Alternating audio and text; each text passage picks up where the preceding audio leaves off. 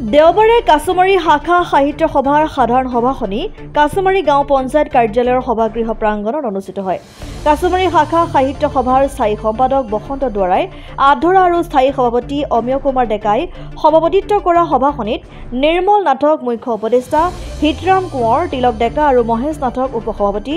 ৰাজেশ কোঁৱৰক কাৰ্যালয় সম্পাদক, মামণি ভাগৱতীক পত্ৰিকা সম্পাদিকা, মুকুল ডেকা কোষাধ্যক্ষ আৰু পল্লৱ বৰদলৈ আইন উপদেষ্টা হিচাপে সভাই নিৰ্বাচন কৰাৰ লগতে পূৰ্ণাংগ সমিতিখন গঠন কৰি সভাই দেওবাৰৰ পৰাই প্ৰযোজ্য হোৱাকৈ দায়িত্ব প্ৰদান কৰে।